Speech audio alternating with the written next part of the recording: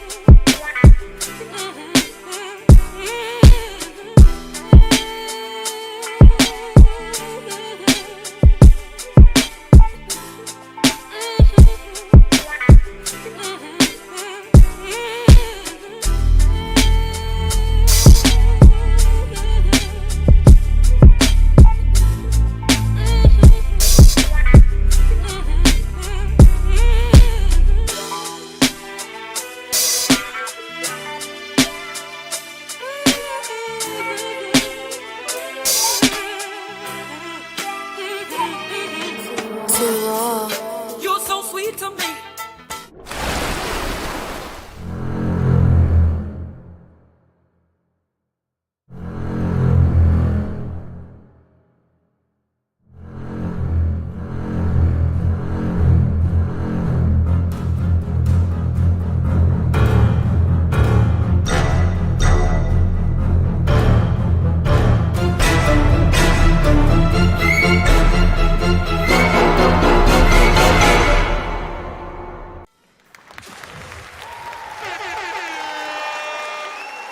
Yo.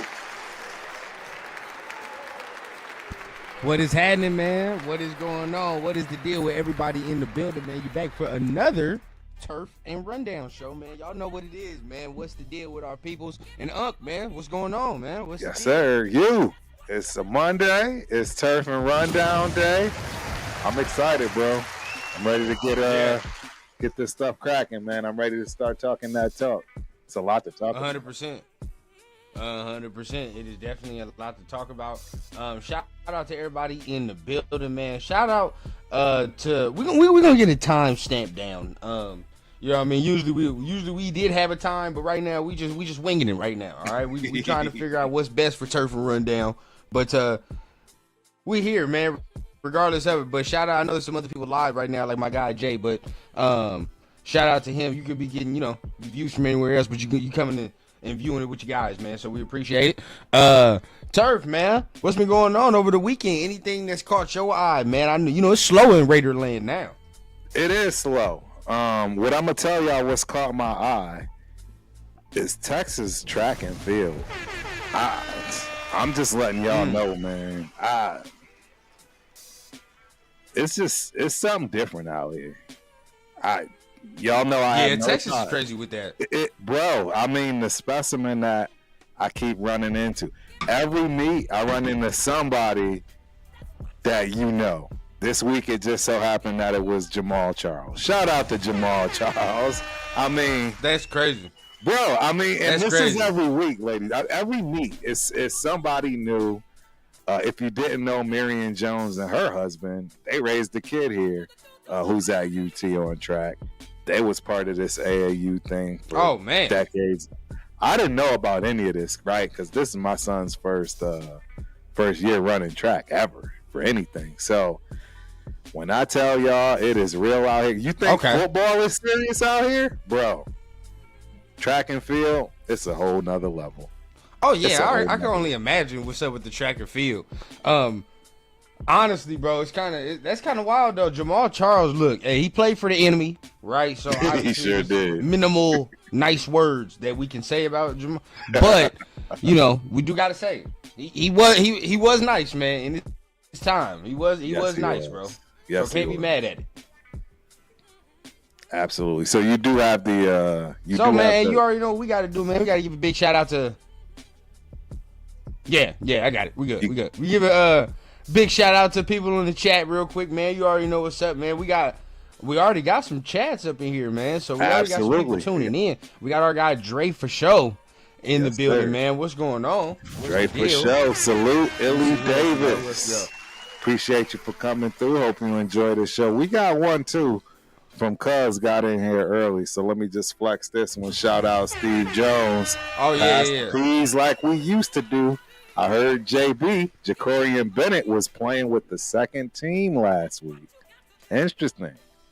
Dog, we got to talk about this. That's what I said. We might have to talk about this. Marcus Banks is in the we got some stuff on the.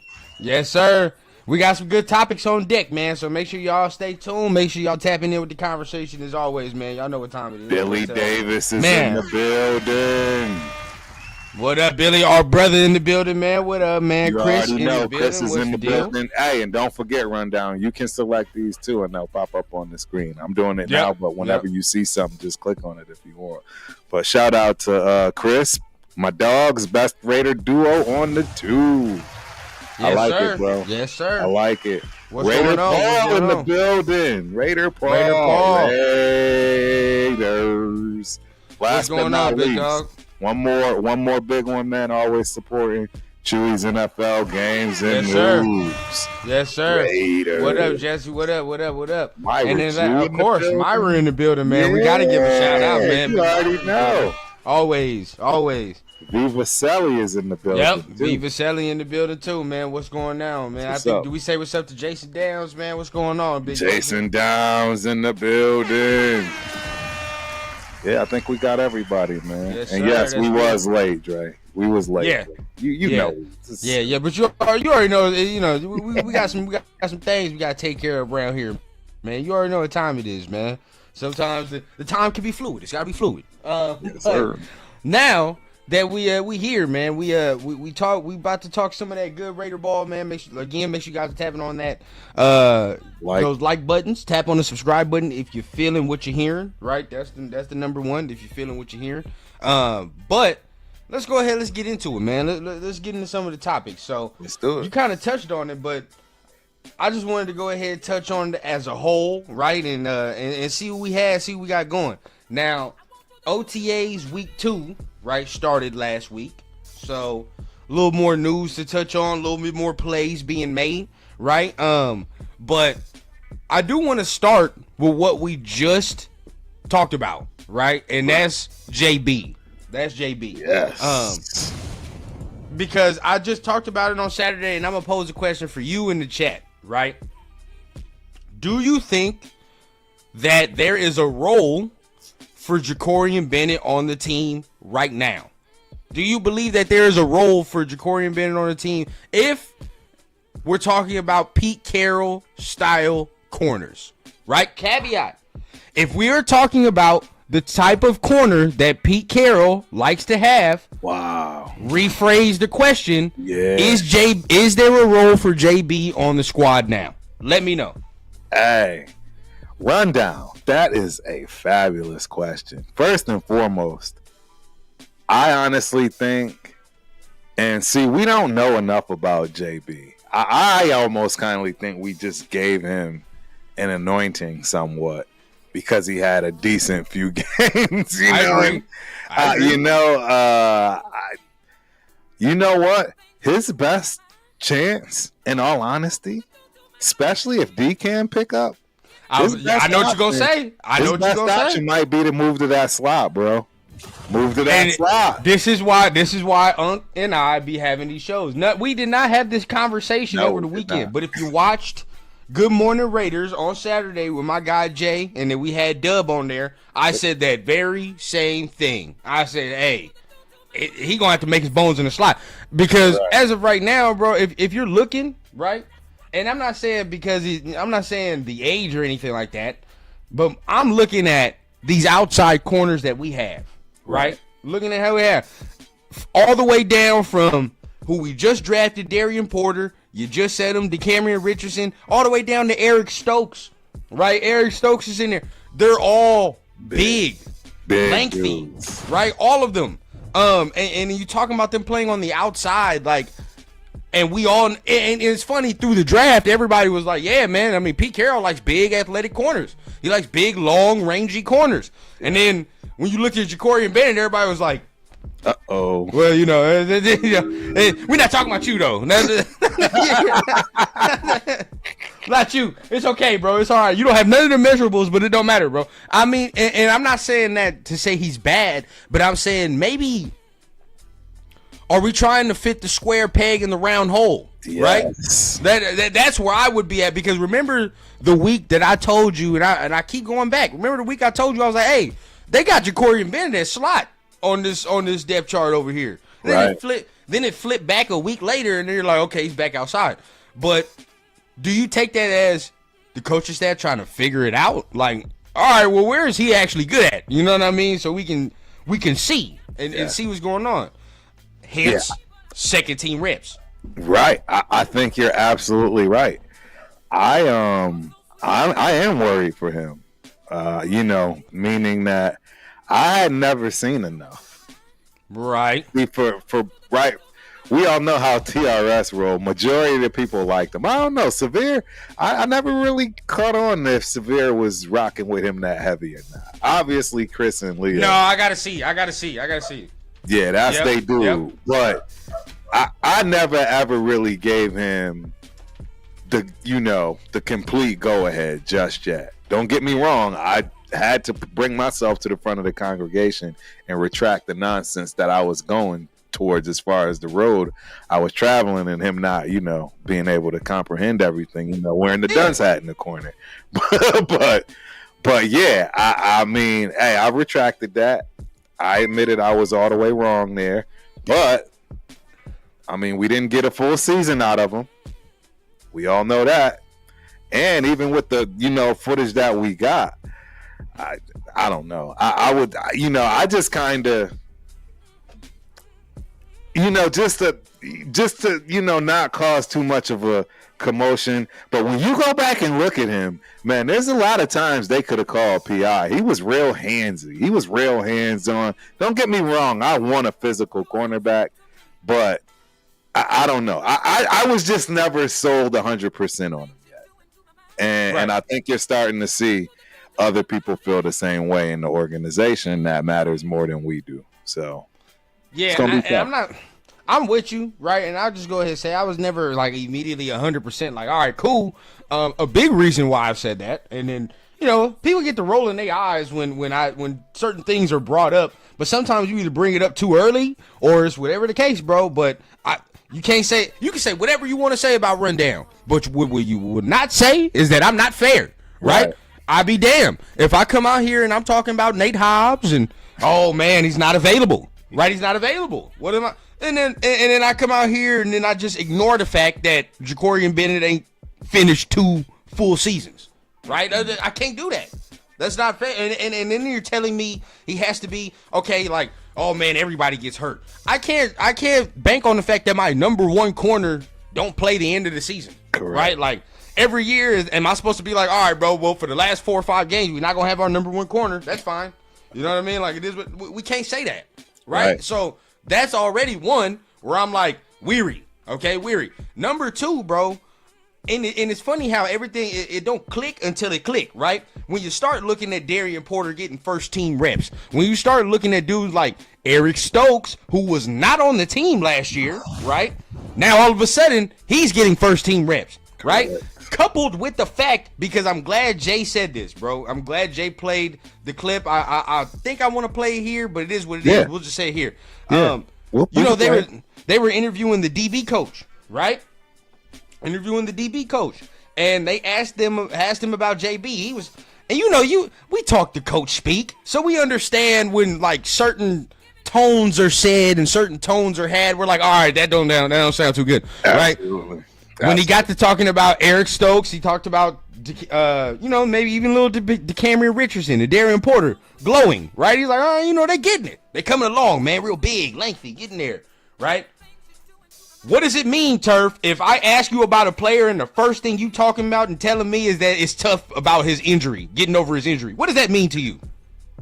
That means you don't have nothing good to say about all the other stuff. And it's literally, I'm going to try to see if nobody can pay attention to this or catch on. But the first thing he says is that JB's still getting over the injury and still working. Right? I'm not like... Bro, it is, and the injury, I don't know what it was, right? Was it the shoulder or whatever the case, but we not in contact right now, baby. We not hitting nobody. So it's at the end of the day, bro, if it's the shoulder, then everything that we're talking about now is and feet, right? Mental and feet. That's it. So are you not, again, the scheme changed too. Everybody in even playing field, bro. This is not the same scheme we saw him have success in a year ago. So I know people are gonna like just shove it off to the side, and maybe it is nothing, right? But it's the off season, and we got to talk about certain things that if they do arise, we're like, well, this shit don't make no sense. What if we do start seeing Ja'Cory Bennett in the slot, and we're like, oh well, why is he there? We know why, bro, because he's not 6'3", 6'4", running 4'4", 4'3". That's why. Correct. I mean, and it might be a great transition. Yeah. I mean, the reality is, he is a 4'3" dude. He is. You know what I mean? He checked one box for sure. Right. And I believe he has the ability. Does he have the talent? That's a different thing, right? Talent and ability are two different things. Okay. And it's going to be tough to go from corner to slot. Right? It's going to be real tough. So do you think we that lost Rundown. He has the that? Oh, there you go.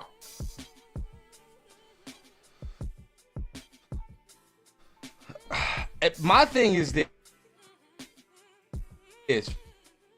right? This is where I get right, and in the slot, it requires just a little more physicality. You need a little more physicality. You need to be able to tackle in there, and we're already seeing him struggle with staying healthy at the outside position. So now I'm like, all right, bro, how's that gonna fare into? And what's the and his tackling has not even been that great, to be honest. So that's the next thing, right? So then putting him in there, is that a liability? We'll see. Right. We'll see as it goes on, man. But that's one that I got my eyes on very close. I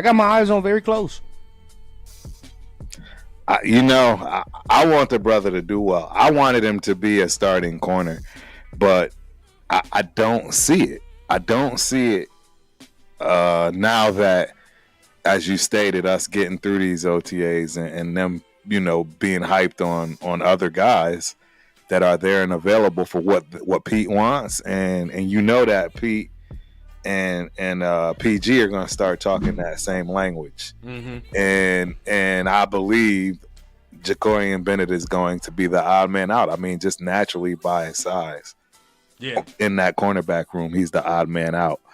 And we need slot guys. I mean, that's the other thing. Who is our slot? Who is our slot right now? Darnay Holmes. Yeah, that's it though.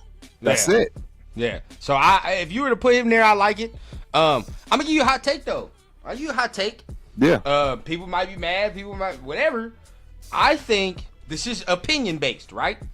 Right. I think the coaching staff's thought process of Jacorian Bennett being a number one corner is all but dead and gone. It's nothing but a Justin Timberlake and T.I. song. The shit is dead and gone. I'm telling you right now. Yeah. All right, because at the end because I think they hoping Porter's the number one. That's what I think. I do too. I'm pretty positive on that one. That dream with JB, I think that's just done, bro, because I think they drafted Darian Porter with the thought process saying this dude can be a special type cornerback. Right, so I think if they're drafting him and they've been nothing but glowing, right? Everybody, if you look at everything that everybody's been said about Darian Porter, your Max, coaches, right. Everybody like him, right? And he's like, dog, he's catching it along real smooth. I think they want this man to ascend and be one of them guys because I've said it all along. He's got probably the highest ceiling in that room right now. Yes, highest. I agree. So. I think that's where it's at. We need to start shifting our focus as a fan base and saying, all right, bro, Porter's the number one, right? That's the dude that we need to put all the eggs in that basket for real and say, this is the dude we need to develop to be a top 10 corner. Hey, what about the kid though from Kansas? Now slot, I ain't gonna lie, I do like it. I do like it. What is his name? Mello. I've been saying that because. He has anybody that got slot measurables. You got a chance to make the squad, right? In training camp or whatever, because we ain't got no slots, like you said. So I think he can make it if he does the slot because he has the footwork, he has the length. Well, see, and this is what I'm saying. You got all of these new guys that we're high on. You know, I mean, JB's got to stick around. You know what I mean? Oh yeah, I mean it's not you're not going nowhere. JB's definitely sticking around. I don't think so. I mean. Where is he? Where is he? Is he a safety or is Thomas Harper going to be a safety or a nickel? That's the thing. I don't know. Thomas Harper, yeah. And we got him for the Chargers. He wasn't bad. He was decent, like you said, but got to see where he plays. Correct. Got to see where he plays. Correct. Yep. Melo is an outside corner. There is someone else who can play slot. See, I believe so too, and that's why I'm saying like. I don't know. I find it's going to be very hard for Jacorian Bennett to earn his spot back. I just really think it's going to be real hard for him to earn his spot back. That's what if he's not healthy, and the reason I say it's going to be hard for Melo to get on the outside, bro. He only 6'1", 190. Right. So just like, another DJ in the building. In order for him to play over the guys that are on the outside right now, what's going on? In order for our guy to get some snaps on the outside over the guys that are there right now, bro, he's gonna have to be elite to get those outsides. If we're talking about Melo Dotson, because like I said, he's 6'1", he only 190. And I got to see what his 40 is. But if his 40 don't even match up with Eric Stokes in them, then there ain't no point. I ain't going to be, I'm going to be real. You're right, Dominique. They real selective, bro. I remember you saying that, Dominique. What's up? I've been told y'all Bennett should be slot cornerback. Remember I said it first. I'll give you props. I do recall hearing you say that. So, yep. Yeah. About Melo? No, about Bennett. Being a slot. Oh, yeah. We wrap this up. Oh, Bennett. Yeah. You did say something about that. And, I think that's probably the best play, bro. That's probably the best play. Because he don't have the measurables if that's what they're looking for. And with Melo, again, you have to wrap that up because he run a 4.5. So, and that's a 4.59. It's not even a 4.5, like low 4.5. That's 4.59. So... Yeah, he's not playing on the outside over in them dudes. Right. Well, it just depends, right? I mean, it depends on how well he can play with that 4.5. I mean, some guys, run a 4.5, but they look like they run a 4.3. You know what I mean? They know how to play with the lack of speed, meaning that, it's better angles, however they see fit. But I don't know, as a rookie coming out. I categorize it as right now, if he plays on the outside, he's depth. If he plays on the slot, he got a chance to play significant minutes. Right. For real, because there's nobody there, bro. There's no depth.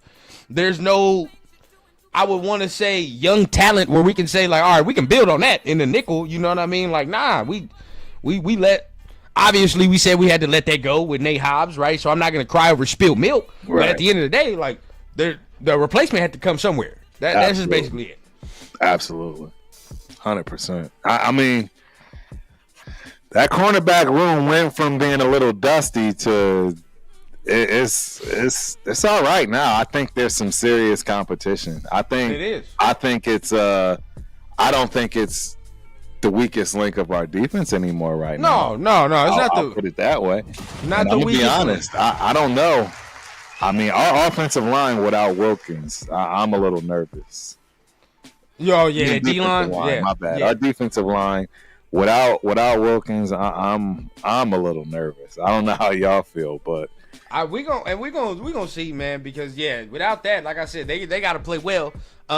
Shout out to Justin the DJ, like you said, and I definitely agree, man. That's if we're talking about moving him to slot. If you don't tackle well already on the outside, dog, right, it's gonna be tough to go on the inside and do that same thing where the physicality is way higher, right? You got to be way higher. And then you brought this up earlier, handsy, right? Yeah. You can't be handsy in the slot, dog. In the slot. They're gonna get you every time. You out there in the middle. Not with them shifty guys, bro. Like, it's way shiftier, way more room on the slot, dog. You have no room for error. Your feet got to be patient. Right. And your hands got to be patient, bro. Because if you buck up and you get too handsy, flag immediately. Correct. Right now we on PI, or you miss, right? Or you fuck around and your hands miss, and now you're screwed, bro. It scares me. And what's funny is, before we even had this thought process of putting him in a slot, I remember I was asked about that, and I said, "Nah, I don't think that's a good idea because I wouldn't put. I don't like his game translating the slot. We didn't like it at all. And now that we have him, now that we're thinking about it, if they are thinking about it, it's already not good news for me. It's not good news. Yes. It's exactly what you said when we very first started.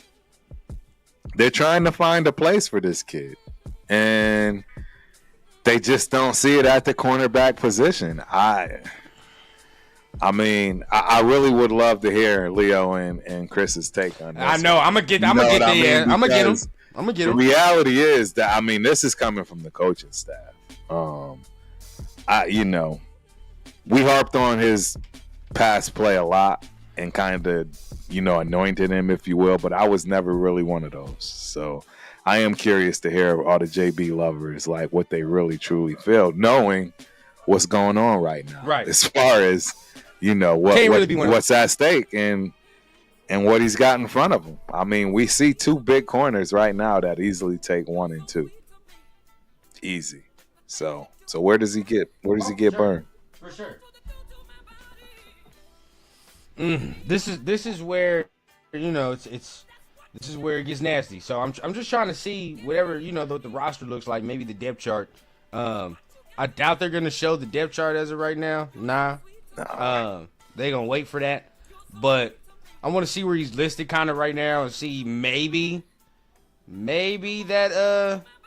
that changes back, or maybe that gives us some clarity about something. But I do want to bring up some other players as well, right? That we think is kind of on the bubble for their jobs, right? Yeah. Because there's a lot of training camp battles that's about to be had, I believe. And we really got to pay attention. So what other player, we'll go back and forth. Is there a player in your mind that you think, okay, yeah, their spot's in trouble? Yes. And if you can't see, we got the title out, breakout year or cut. That's where we're at with this. The number one guy that stands out, and we can elaborate or just kind of brush over him, is Tyree Wilson, man. He's got to have a breakout year, okay, or he's cut. I mean, I just don't. There's no more 100%. Money left. So, and to be honest, what year is Jacorian Bennett in? This is year 3, right? He's got what? 1 more year on the rookie contract. 3. Again, he's somebody that you already see what's going on. They're trying to find somewhere for him to play because they don't believe he's where he needs to be right now. So he's got something to worry about, in my opinion. And then last but not least, I want we can obviously keep going through, but I think your guy Parham, Dylan Parham, man, he's got problems.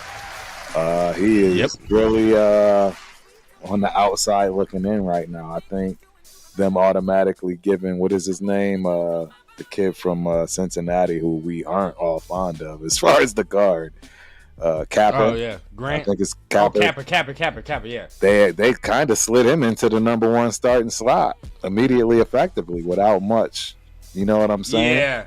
Yeah. Going on. Yeah. So yeah, those are my three big ones. Like as far as you got to show something.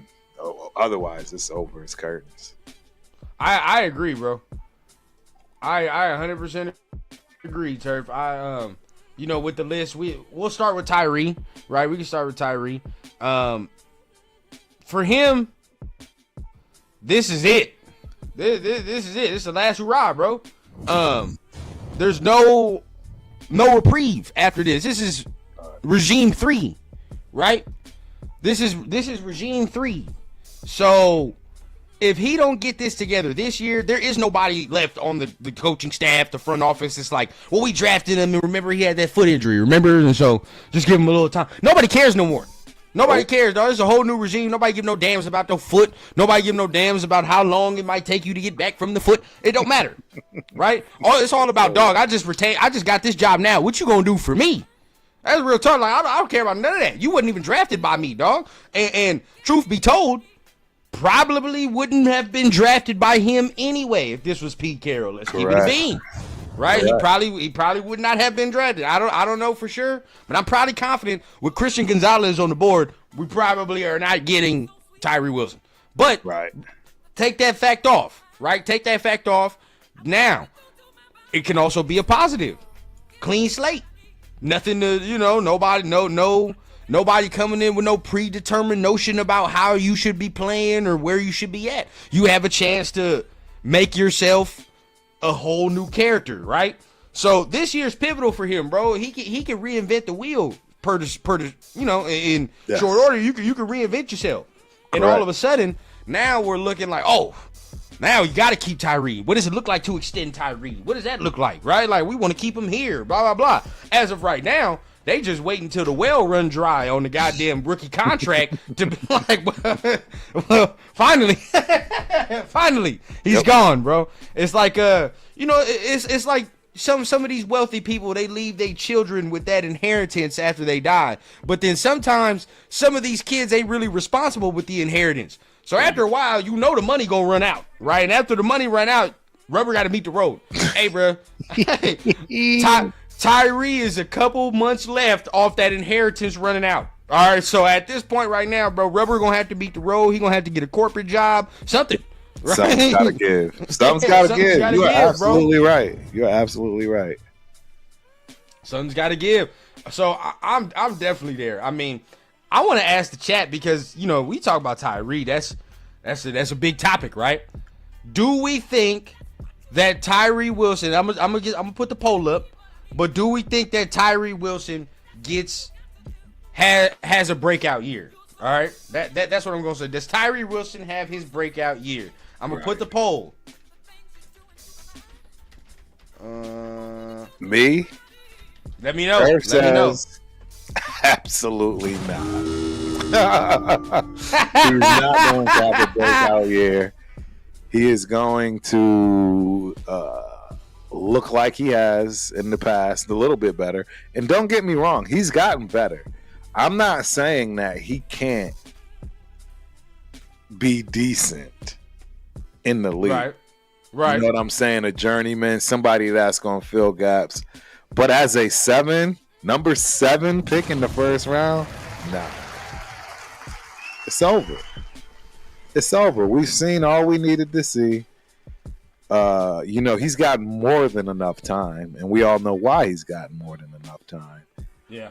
And I just don't see it, guys. Yeah. It's a big bust, and it's time to just cut, you know what I'm saying? Cut our losses and move on because he is taking up a spot. See, that's another person that's one of these tweeners, right? Is he an edge guy? Is he a tackle, right? Yeah. Again, he's just eating up space. I mean, at some point, man, you got to do something, and I don't see him doing it. I don't think he is cut this year, but in order, like, this is anybody that's a Tyree believer, bro, this is your last hoorah. Right. That's it. Like, you have no other place to turn, right? Because again, there's just a lot of factors, bro. Third regime, third year.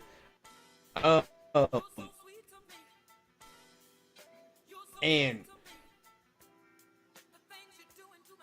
like, we gotta understand to take a Pro Bowl leap, right? And that, like, at the position that he's playing, it could happen, right? It could, because it's not that convoluted of a position. But what we're asking him, in order for him to make that Pro Bowl leap, that means the talent that we've seen and the skills that we've seen so far is exponentially, right? Like, to the point, right? Like, now this man got 3-4 pass rush moves, and you know what I mean? He not just beating off the swim, or he not just beating off the power. He got a swim in there, and he's got a counter move off of there, and oh my God, he's winning 1-on-1. We putting him on the outside, and he whooping tackle. That is what that looks like. As of right now, he's not displayed none of that. Zero. He's displayed zero of that. Now, I've always said it and gave him his credit. In the run game, he's beautiful. It's beautiful. He does what he's supposed to do in the run game. I ain't gonna lie. Like, that is something I will give credit for. I'm not gonna sit here and just be like he does nothing well. He gets in the run game and he does that dirty work, right? Which is good. Right. We need that. But like Turf is saying, from the overall in which he was selected, I don't need dirty work. I need more than that. Like, I need more than just dirty work. I can get somebody else who I'm paying dirt cheap to do something like that. Like, that's fine. That's nothing. Charles Snowden. If Charles Snowden want to come in and be our run stopper, so be it. Bingo. Right? Bingo. So be it. But for you, big dog, that's not enough. That is not enough. I need you to come out here, dog, and get out here and get busy. But as of right now, we ain't had it. And if you were to ask me, I'm on the no side, right? Because of what we're asking of him. It's like, bro, you got to reach this height. Right. Damn near make us feel better that we passed on Jalen Carter and Christian Gonzalez and all that. Make us feel better. Exactly. Like, and that's, as of right now, bro, I'm not seeing that. Hey, I'm gonna knock out some of these chats, man. Rose Town, native 707. Yep. JB got to learn to play in the inside. That way it makes him versatile and carves a role in this defense. I couldn't agree more, man. He's definitely got to figure out a way to stay on this team. I don't see it happening. So we got Raider transplant and Jack Kenner. Both. Exact same thing. Parham is on the bubble. We got my main man, super fan, Scott Bow in the building. What's cracking, Scott? What up, Gotta get Scott? you on the show, What's man. going on? Biggest bubble player right now, started at right tackle, week 1 last year, Thayer Mumford. That's actually a good one. I was gonna bring that up next. But definitely, he's right there. Yeah, he's right there, man. Because there's some factors in there. One. L11 is in the building. Salute, Turf, and Rundown. We got SoCal Sal in the building. Bennett is making peanuts. They're not cutting him. Tyree will get traded before cut. That's if we can find some trade. But who's going, you know what I'm saying? Who's going to trade for this guy? And don't think of us saying that right now they'll get cut, but at the same time, we'll see it. If JB goes from starter to depth, there's a pretty good chance he's finna get cut. I ain't gonna cap to you. It's a pretty good chance. Probably not this year, but next year, it's a wrap. It's probably a wrap. Tyree, we should already know what time it is, dog. Exactly. I already told y'all that inheritance running out dry. And at that point, dog, you're gonna be seeing him work for FedEx and all that extra shit because he didn't spend it right. He didn't spend what he was supposed to do. Right. Matt Marinovich in the building. Tyree needs a get off and use moves. Strength can only go so far. And it's gonna get tired and old. I mean, we've been saying this for 3 years, dog. Right. 3 years. Right. I have a saying, man. I say it in regular life. I say it to wifey rundown, and I'm definitely gonna say it to baby rundown when it's time. Right? Look here, bro. If I got to tell you something 3 times. Look, the first time, sure, you might not have heard, right? You might not have heard. Right. Second time, all right, bro, you might not understand. You might not understand. So let me get you to understand. Third time, well, that just means you don't give a fuck. That one, bro, you don't care. you don't care. No. And you heard me say it 3 times already, dog. Right. So this is year 3. Right. If he don't get the moves now, y'all, what can we assume? Right. He just don't care, dog. Cause you got Max, you got Rob Leonard, who we all think is one of the best D-line coaches in the league, right? How is it that we get some dude off the very street and we're like, oh man, Rob Leonard gonna get something out of him, and then when we look at Tyree, we crickets. Right. How? Yeah. Hey, on, it's perfect point. Bomb first in the building. Salute. If Pete can't get anything out of Tyree either, he's a bust. For some reason, I still try to believe in the guy. You're not alone. Trust me. You're not alone. Just another DJ. Tyree has to show some burst off the line and a counter move to his bull rush. 7 to 9 sacks would shed the bust later. I'll take that. I would take that. I would take that. I would take that 100% if you gave me 7 or 9 sacks. Hold on, somebody said something real quick. I gotta bring this up because this is a hell of this. Yeah, go ahead. Dre said, "Rundown, would you play in the 38 and up football league?" Number one. Number one, I got years before I'm even thinking about doing something like that. I'm not even gonna cap. That's number one. Yeah. Number two, what I look like taking my ass there and putting my body through physical punishment for no amount of money. No. We're not doing that, dog. You gotta understand, bro. So what? I'm gonna go out there, try to run an out route, pinch a nerve in my back, and gotta come to work on Monday. No. Yeah. Nobody's compensating for my injuries. I'm just putting you that right now. So all I know is if I get hurt, bro, I gotta come right back to work on Monday and make that bread. So I'm not doing that, dog. Yeah. I'm not doing that unless we was getting paid. That's the only way. That is the only way. Death Pile Picker in the building. Salute Raider fan. Been busy with work and 7 Grandy youngins. Oh, that's what's up. Yeah. I cut Tyree just to make sure Ja Joyner makes the squad. Wow. I feel. I Hey, want to see him when we put the pads on, man. I want to see Ja when we put the pads on. Yeah. Number one, man. Hey, blessing 7 grandchildren, man. 7 grand, baby. Exactly. You doing it, Death Pile. You almost got a basketball team, big dog. You close. Right. I ain't gonna lie. You Pigs close to a Pigs is in the building. Shout out Pigs. Tyree needs to finish plays. Buddy could have had a bunch of sacks and just stumbled at the crucial moment. Yeah. Bro. Yeah. It's a lot of Tyree's, Tyree. Here we go. Let me look at the chat, man. So this is a good question Yeah, too go as ahead. I'm looking at the chat. Yeah, go ahead. What Tony Shepard, shout out to our guy, he asked, what is a breakout year? 8 plus sacks? Yes. I think a minimum of 8. A minimum of 8. A minimum. Yes. Gotta have it at least 8. That number speaks to me. 8 plus, I can do.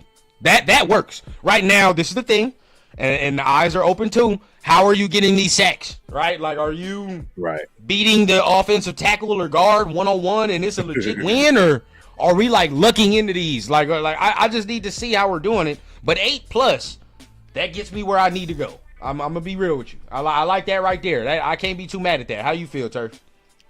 Yeah, I think it's a minimum of 8 sacks, but I mean, he needs to be disruptive.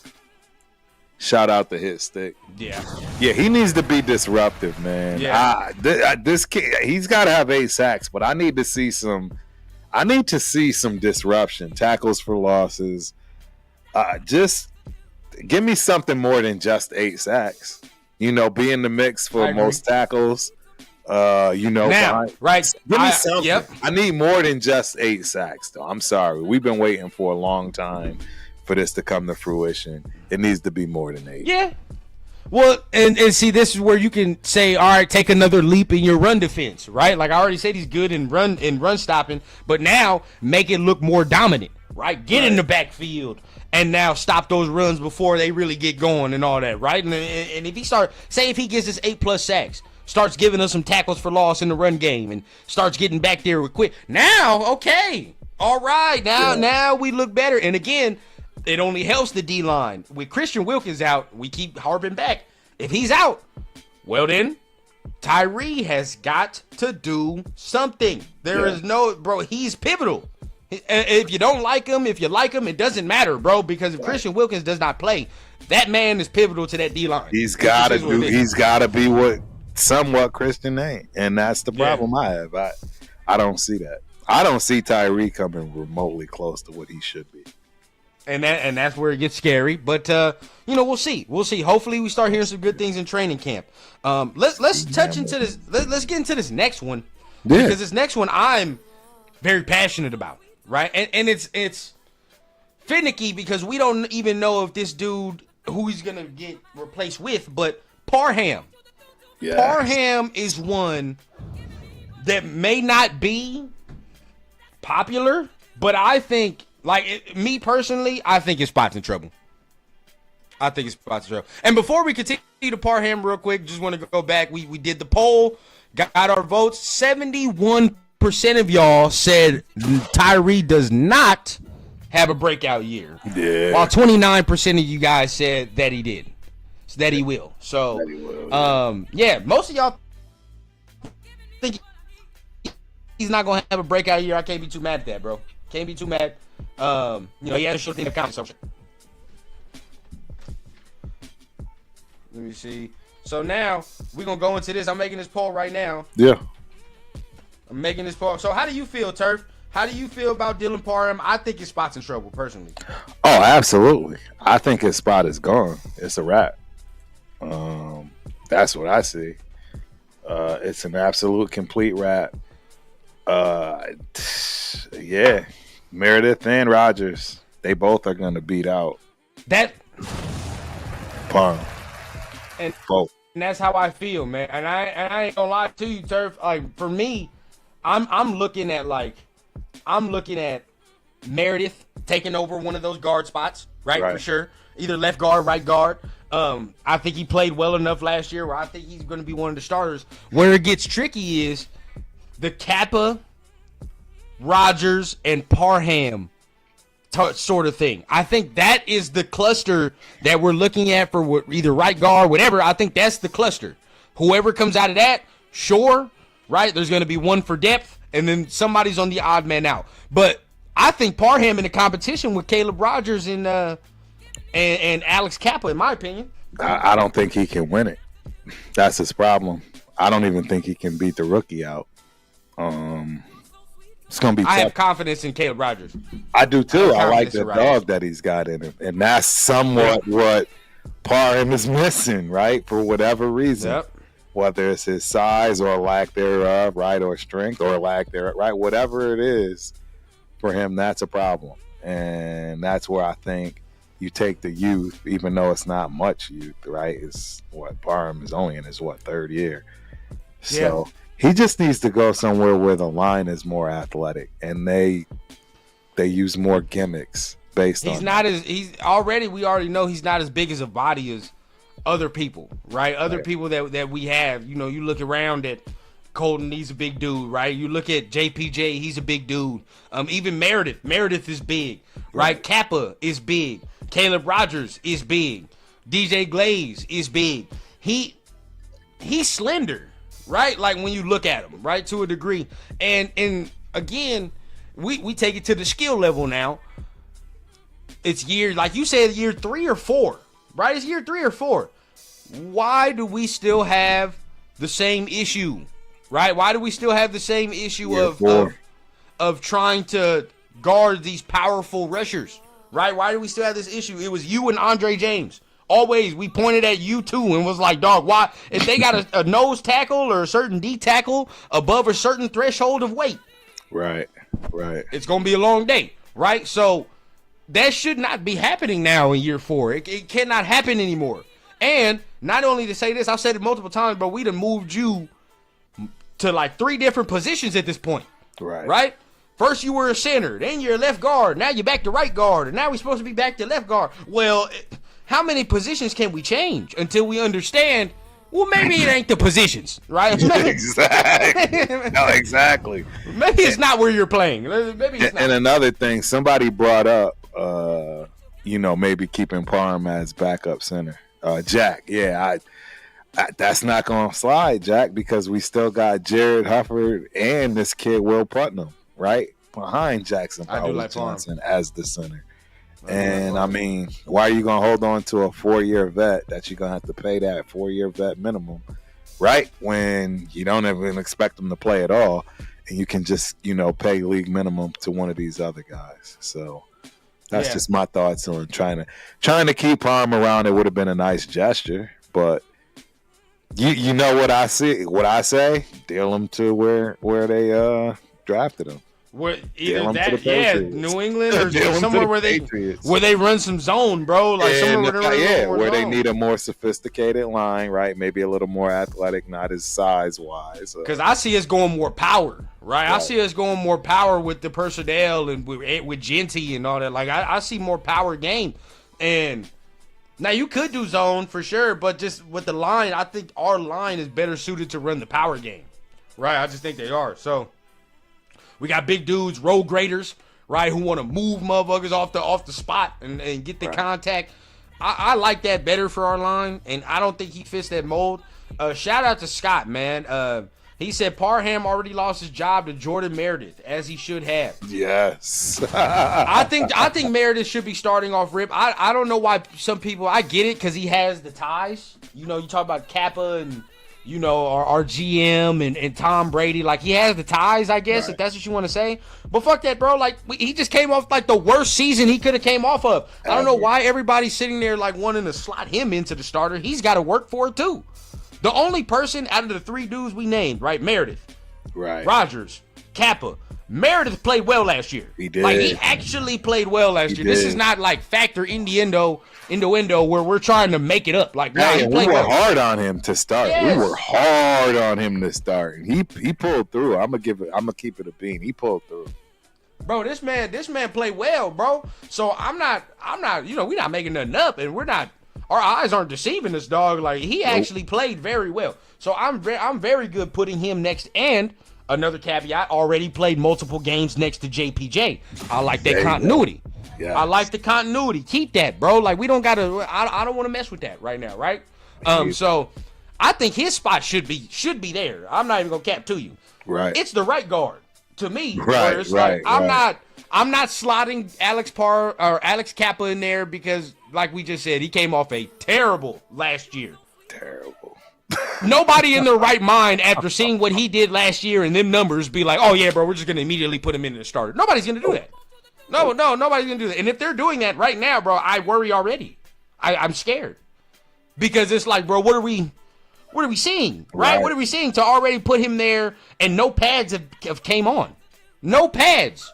So how am I gonna slot this man as a starter and he had a terrible last year and I ain't seen this man not one lick of physicality? So that just can't can't happen. Right, so it doesn't roll. It don't make sense. No, come on, Turf. We gotta understand certain things, bro. Like, and even Chip Kelly said it right in his press conference. What he said? He said, bro, you gotta evaluate the 2 steps. After that, it's over. Like, I can't do nothing with offensive linemen in the spring. It just don't make no sense.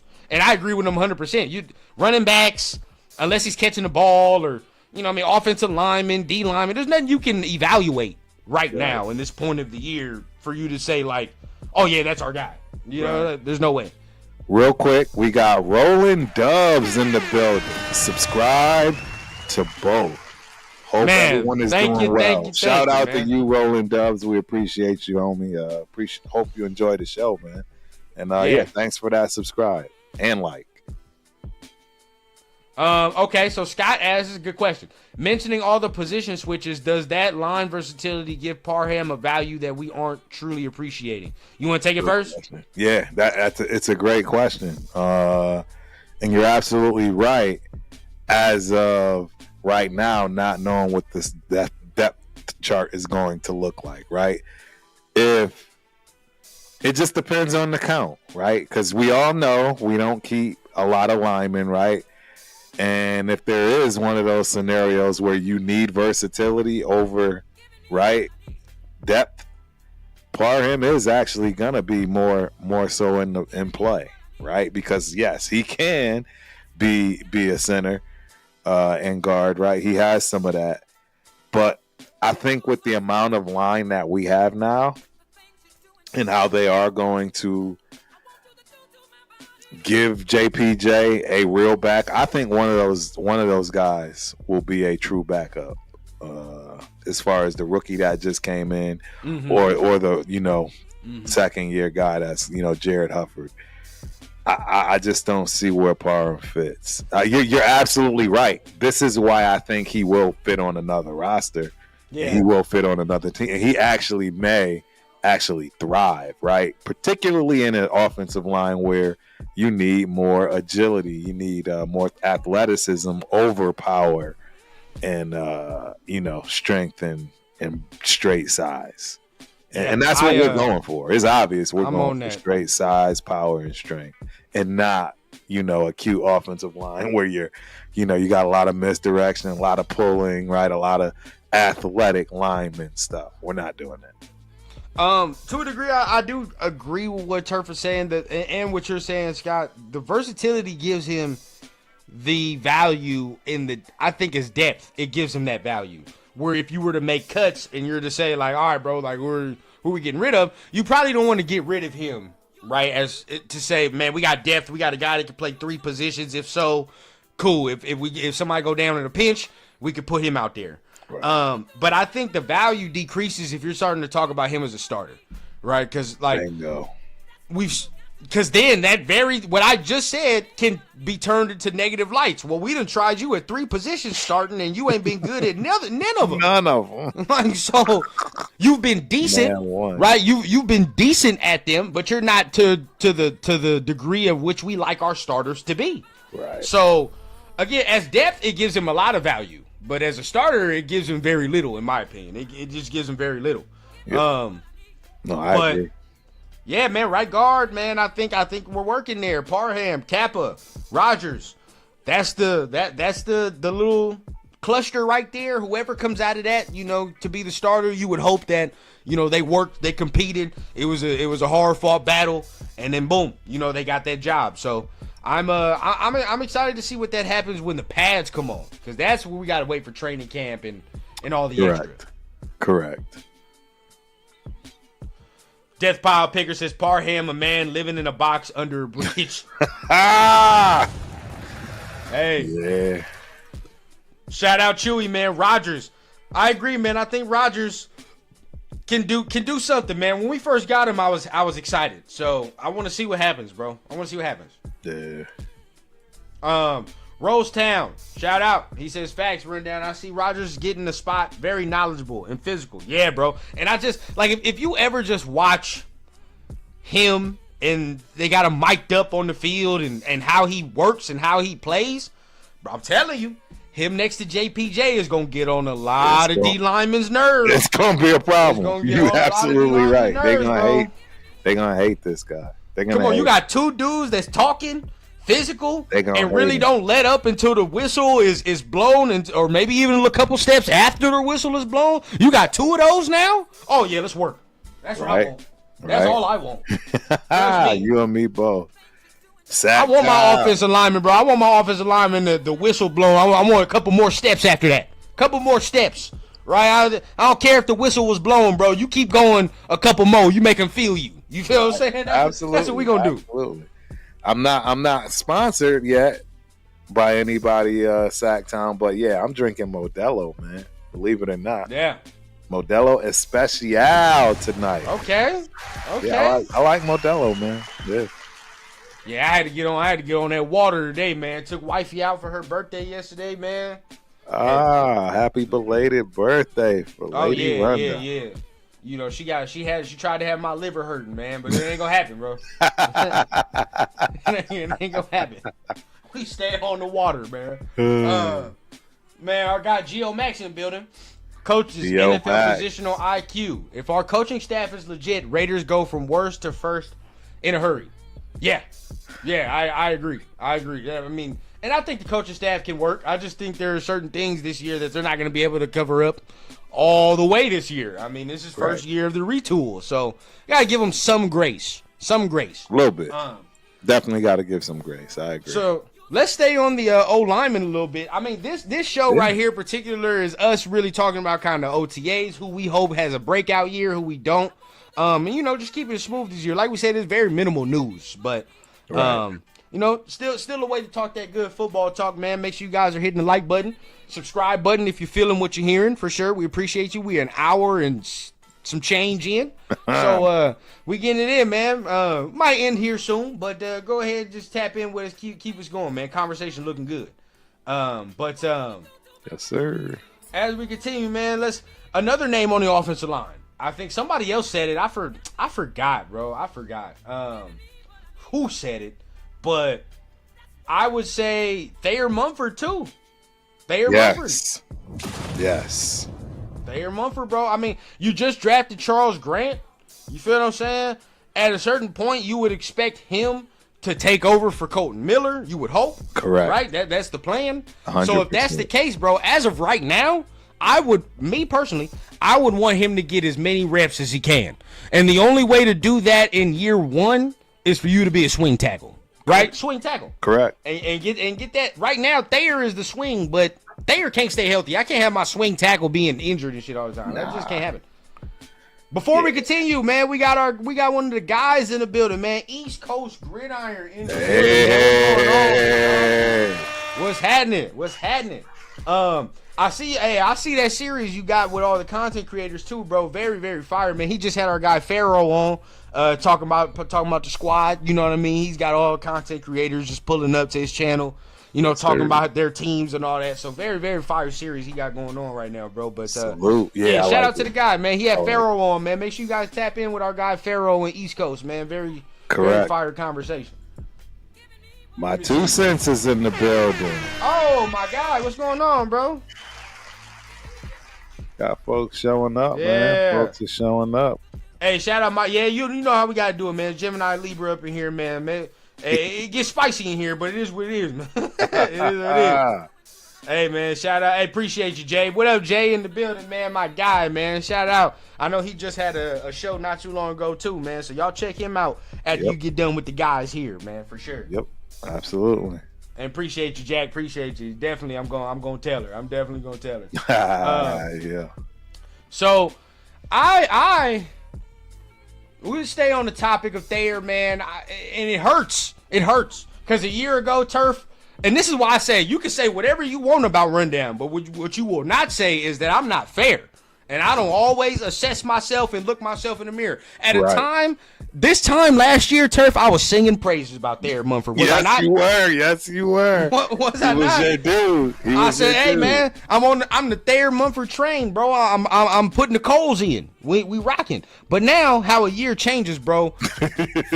First of all, he got a spot taken, number one, right? He got a spot. Let's just keep that a beam, bro. He got a spot snaked. Cause DJ Glaze came in there and swiped that thing right from him. So that happened one. Fella. Just go sit down. And guess what? Guess how it happened, though, Turf? Because his ass was not healthy. Yeah. We just talked about it. If you're not healthy, you open the door for all that. So, boom, his chance at starting is done. It's over. They're not starting anymore. I think DJ got that sewn up. But now, if we're talking about the swing, you can't be no swing tackle, dog, and you're not available. It just don't work. Correct. We need you for the motherfucker that just got hurt. Bingo. How are you going to be hurt and we need you for the dude that just got hurt? That don't make no sense, bro. None. No sense at all. So Charles Grant for me, man. I mean, he coming up fast, sharking. I think he can get him if he has a good training camp. See, so this is the kid from William and Mary that yes. I'm not high on at all. I get you. If we're talking about starting, I'm with you. I'm definitely with you. But swing tackle to get him his reps, that's kind of where I'm at. I mean, he's better off than Thayer. I mean, coming in as a young guy, right? I'll take it, but I wasn't happy with that pick at all. Yeah, it wasn't my favorite. I'm gonna be honest. I just think there's one of a lot of work picks that I was really not understanding. So yeah, just based on what was available. yeah. And for me, we watched it, and I even watched more of it, and I came away saying there's a lot of work to be done. Now, they're the tools, right? I'm not looking at it where I'm saying, well, this motherfucker look like he got 2 left feet, and right, like he just one of them big stumbling, bumbling big dudes. You know it, right? You done been around so many offensive linemen in your time, Turf, where you got them clumsy big ones. Yeah. Right? You're like, dog, he got the size, he's got the measurables, but the man looked like he's walking. He's walking with 2 left feet. He's a walking contradiction. Yeah, bro. That motherfucker falls tying his shoes. Yeah. So then you're like, bro. So you know, when it comes to those dudes, bro, on the offensive line, you're like, all right, there's certain things you're not gonna be able to do, bro. You just ain't got the athletic profile. You just too clumsy, right? Now, sometimes they can get it, but when it get like that, it's clumsy. He is very athletic for his size. So that I'm not worried about, right? When you already got that tool in the bag, it's like, all right, well, we just got to build on the strength and and all the extra, which is easy to do as you progress in your career. But it ain't going to be this year, right? It's going to take one more year of off-season training and all the extra. Yeah, and so we already thought 2 years for him to even, if we even talking about him taking over for Colton, it's going to take 2 years, right? It's going to take 2 years. So, but in those 2 years, I would like to see what type of playing time he can get, right? At least, if we're in a pinch, get in there. I want to see something, right? Let's get in there and get some reps as we continue to get better. So for me, bro, I think he has a chance to take that swing spot from Thayer. And now Thayer's gone completely. Right. Trade bait for me, bro. Trade bait. Thayer will be trade bait. And he will be tradable. That's the key to Thayer Mumpler. He will be tradable because he did show some sparks. I just think he needs to be with the right offensive line and the right team, right? I agree. And he might actually pan out because he wasn't always terrible. No, he actually showed some flashes. That's why you looked at. That's why you thought, hey, this might work. That's what I'm saying. I don't think Thayer's terrible, right? That's just not where I'm at. But I just think that the ceiling is a certain point where it's not no starter no more. It's not no starter.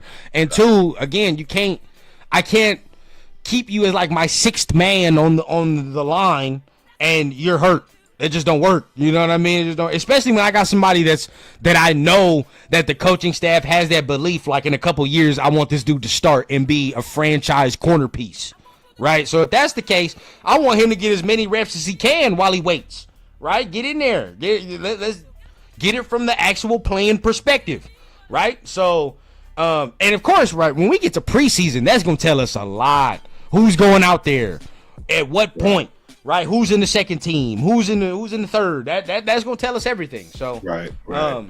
Right now we in speculation mode, but Thayer's one of those guys. Jack Henna, here's my take. I actually like the Grant pick over Rodgers. Both play mean. Love ball. I hate when peeps say small school. Howie Long was from a small school too. I'm with you, Jack, but you hate something that we all know when you look at the stats and numbers, it means something.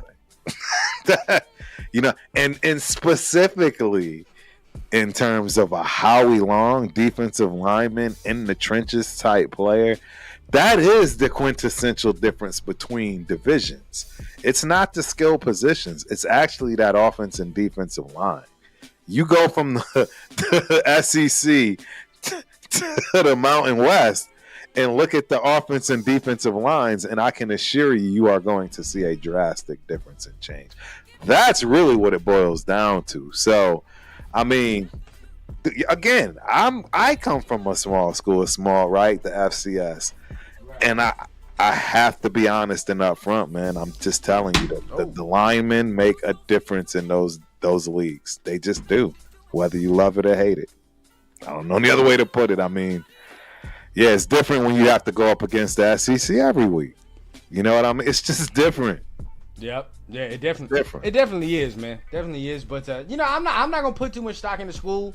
It was just more of what I saw that I know needs to be worked on. Certain shit that gotta be worked on, bro. So, I just if he gets his strength together, bro, he gonna be all right. I just think that might be. Yeah, if he gets his strength and his his footwork and the ability to play the game fast, because that's the other situation.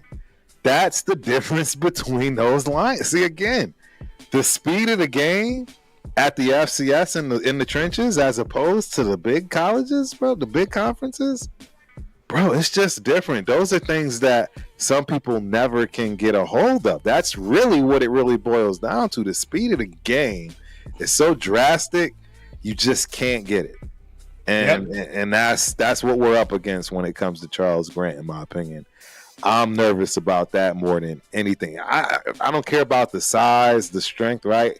The speed. I'm worried about the speed of the game, and if that's gonna ever materialize for him. Yep. Well, we definitely just got to see what goes on. Of course, training camp gonna tell us everything. But real quick, man, we had our poll up about Dylan Parham. Does Dylan Parham get his spot taken?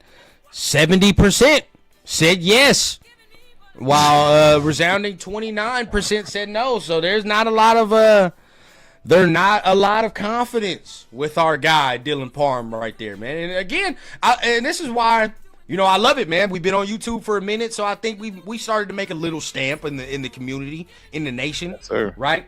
And this is where I feel like we started to do our thing, where it's like now we getting people to say, well, what have you done recently? Right? What have you done recently? I'm not just gonna slot you in there because you a Raider and I like you and all the extra. Nah, dog. What have you? What is? Yeah, what do we need? What have you done for us lately, right? And all the extra. So I think, and I always say this too, man, the P word, right? What are we paying for? Right. Potential? Right. Is it going to be potential or production? Right? And it's the dreaded P word. And all the time, bro, after a certain amount of time, that potential word go out the fucking window. After year 3, right? After year 3, the potential goes out the window, and now what's the production, right? What have you done? And as of right now, bro, with Dylan Parham, that production's finicky, very finicky.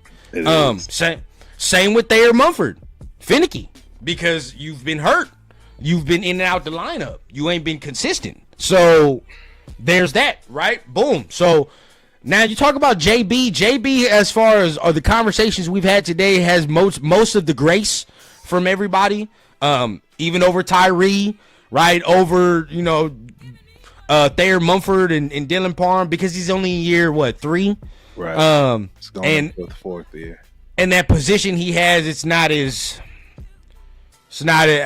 think he still has a chance to play because there's still some unprovenness in that room. Right, there's still some unprovenness in that room. You could say for D-line there's unprovenness in there, but they're rookies. Right. They're rookies, though, so it is what it is, bro. They have grace. Tyree ain't got no grace. None. No grace. Butler has no grace either, but it's unnecessary. He doesn't need it. He doesn't need grace. No. At this point, we should expect what we should expect. I mean, he's over 30. You feel what I'm saying? He's a D-tackle. We talking about Adam Butler. I'm not expecting the world. I'm not sitting here trying to expect all-pro, right, Warren Sapp type of fucking season from Adam Butler. I'm not going to expect that. Yep. And see, Scott, this is why I love it, right? Because this sentence sounds eerily familiar to when I was talking about Nate Hobbs. Hey. JB was having a really fantastic season. He was playing fantastic ball before he got hurt. Look, and that's not saying he's gonna get cut, but at the same time, bro, if I gotta keep saying that every year, oh yeah, he was playing well before he got hurt. Yeah. Oh man, he was doing this before he got hurt. Well, right at that point, bro, then there's certain things I just can't expect from you if you're just gonna get hurt all the damn time. Hey, everybody knows I love Nate Hobbs. He was that's the first rookie jersey I'd ever bought in my life. Yep. First rookie jersey I'd ever bought in my life. And hey, somebody already said it earlier. Best ability is availability, and he couldn't stay on the field, man. And I'm nervous for JB too. I'm not gonna lie, I'm nervous for him because I haven't seen it yet. Again, it's year 3. It's tough. It's tough, man, because he's in a bad situation, especially now with this type of defense and how Pete Carroll wants to play it. And the minute that he misses a jump ball, I mean, you see what I'm saying? Like the minute that, and I got these other taller dudes that are over here. The minute that our new guy in practice, skies him down the middle. You know what I'm saying? And Thornton said that all Peter's going to see is that he's just too small, little man. He's going to be seeing little man all day. I just get him out of there. Pete's not going to roll with it. I don't know, man. The fact I'm seeing Eric Stokes taking these first team reps, I know it's that's what just, I'm trying to say. I know it's spring. I get it, bro. I know it's spring, and that's what some of y'all are going to tell me. It's spring, Rundown. Like, why are you tripping off him in spring? Because this man was a starter last year.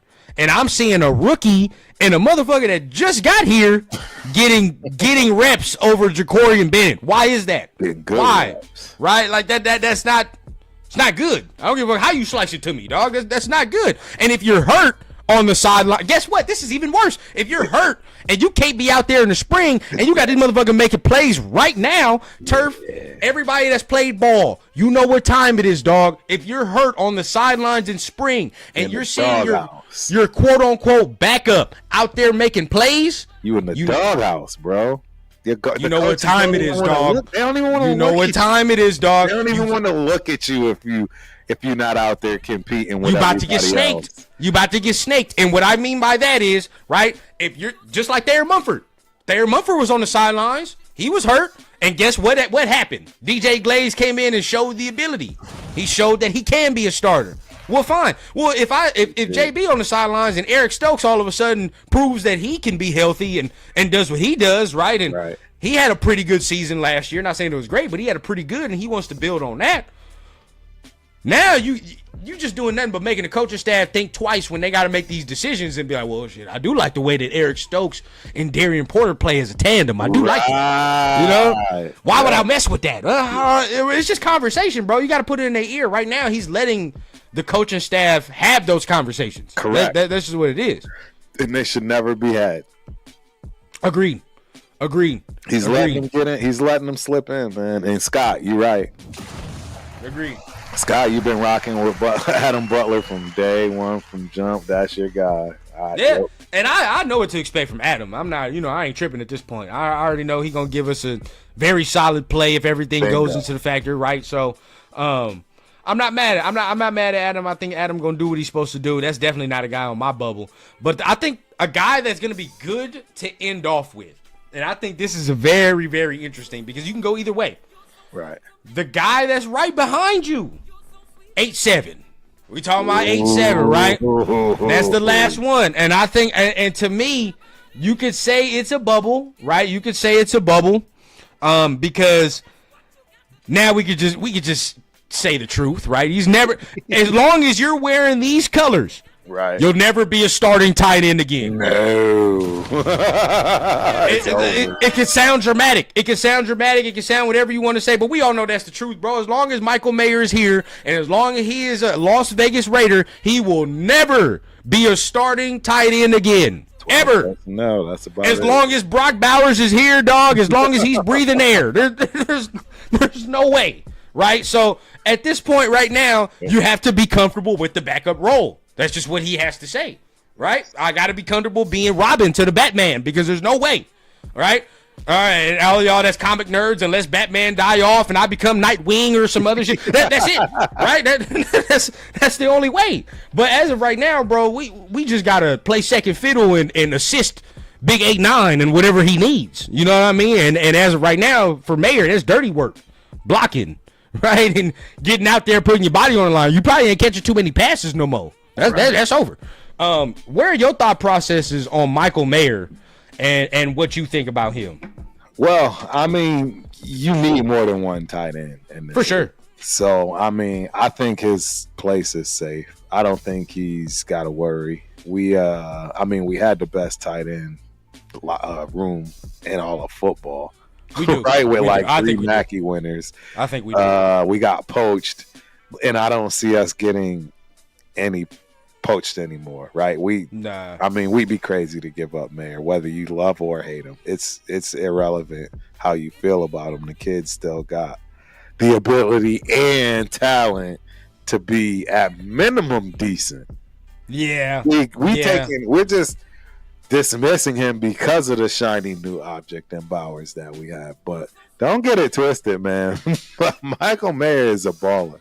He got picked the way he got picked for a reason, and I guarantee you people have been calling about him, and we're not selling him or dealing him for a reason.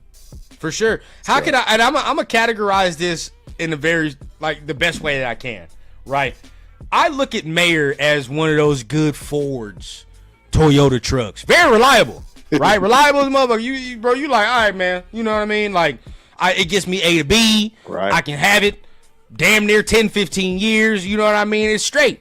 But shit always look different where you got one of them Broncos or one of them, you know when them motherfuckers pull up and you like, God damn, wait, what is that? You know, what is that? I like that. That's a nice truck right there. But right, you looking at your old reliable. That's okay, right? It still gets you from point A to point B. It just ain't that, right? It's just not that. So that's how I look at Michael Mayer, bro. You're not Bowers, like. And I even coming out, I still think Michael Mayer can be good, but I still understand there are levels to what we're seeing, right? Absolutely. Brock is just a different tier, different level, right? Nobody in last year's tight end class or this year's tight end class, damn near even the class I'm seeing for 2027. And if my guy East Coast Gridiron is here, he can let me know. Right. I don't see no tight end that look like that man for none of them. None of them. And that's the difference, right? Where you're like in your own class, in this tight end class, probably in the year after that, ain't no tight end that's like Brock Bowers, dog. None of them. I don't see that. So that's how you know you got one of them ones, right? With Mayer, his game's a little more comparable. You see some other guys, right, in his game and be like, yeah, I can see some other dudes coming in, being like Mayer, having his type of game. But then again, we gotta give Mayer some grace, bro. He had no quarterback play. No quarterback play. That too. I mean, I'm not gonna lie, and I'm never gonna let this go. And call me whatever you want. I mean, I'll take all the heat for this, but that whole episode he had, that's never gonna sit right with me. And not disclose. I mean, he should have at least disclosed that it was. Scott, here goes Scott saying the same thing. He said he did miss 6 games, for personal issues. I was gonna bring that up too. What is he gonna give us a full season too, bro? Because right. We gotta have that. If you're gonna be our second tight end, bro, we trying to run these 12 personnel and shit. You cannot. And of course, if it's for mental reasons, I've always said, bro, if it's for mental health reasons, you do what you do, right? You got to do it because that supersedes football, in my opinion. Right. Mental health always gonna supersede the sport. You gotta do that, right? But we cannot go into the thick of it, saying like, bro, there's 12 personnel that we're gonna use for certain teams, right? That Chip Kelly's in the game plan. He's like, all right, bro, I'm gonna use 12 personnel for this squad because we can attack in this way. And then all of a sudden you're not available. That fucks up the game plan. That fucks up what we're supposed to be doing. Yes. Now we have to scheme around because guess what? Ian Thomas could be there, but Ian Thomas ain't Michael Mayer. You say what you want, bro. He's not. It's not even close.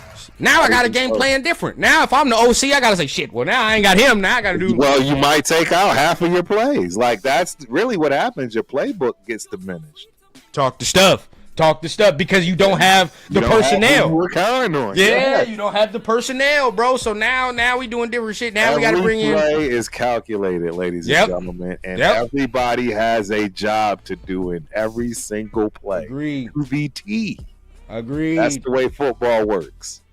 So that for me is where it lies for him. I agree with everybody that if we let Mayer go, there'd be a lot of people that'd be looking for the services. I definitely think we can get some trade bait. He's trade bait, if anything. Let him go, dude. That would just be absolutely mind-boggling. Yeah, I don't think you should because there's one more player I want to bring up, and then we'll pretty much get ready to wrap it up. But and that's because our receiver room's so small or so young, right? So young I'd say you keep your veterans, and he's such a steady piece, man. I think he can be steady. I just don't think he's had the quarterback play to do it, right? There's only a couple guys, only a couple type of players that it does not matter about quarterback play. It just don't matter, bro. Like Brock is one of those. That's why he's different, right? Like, bro, he had 4 different quarterbacks last year. It don't matter.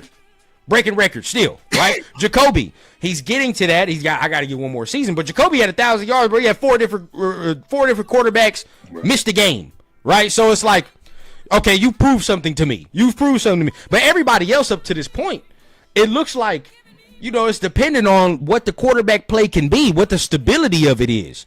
And as of right now, Mayer ain't had no stability. Zero. Nah. Since he's came in the league. So whether that be of his own volition or of the coaching staff and the organization, but either way, bro, there's been no continuity. Right. Well, what I will say, and this is big, I actually think Geno has a breakout year. Oh, yeah. I think Geno has his breakout year. Okay. I think we'll see why maybe we didn't really, hop on Shador, if you will. And the guys behind him will be sitting for a while, man. If Geno does right, I see him at this position for at least 4 years. That's fine with me. Nobody's sitting waiting for a full year. No, and that's fine with me. But in order to do that, we got to feel secure. There can't be no question marks, especially at that position. Right. No, I agree. I'm just saying. I just think he's gonna have a breakout year. Oh yeah, I definitely think he's gonna have a good year. In order for me personally, I would just keep it. I always keep it a beam, bro. In order for me personally to not have that quarterback question creep into my mind, is if there's zero doubts and he leaves zero questions with the play, where he's like, all right, dog, like he's not falling off no cliff. I see the talent, right? He's doing X, Y, and Z. That's how I know. I'll be able to see it from there. So I know I'm biased. I know everyone's gonna really come at me, and rightfully so, because I'm clearly just way biased on this. But as Scott Bo says, if Geno has a breakout year, so will Trey Tucker. I bet that was gonna be my next. That's our last player that we're talking about. That's our last player. Yeah, we'll talk about that. I'll let you lead it up. We'll start it off. No, start it off. We already in it. Go ahead. We got one other question, too, from Sacktown Raider Mike. Turf Rundown. What do you think about our linebacker? I know that's long, right? It might take more than 10 minutes to exactly. That's a long. I'll give you 3 words and I'm done. It says no need, bro. It's 3. I can wrap it up in 3 words. I'll wrap it up 3. Y'all ready?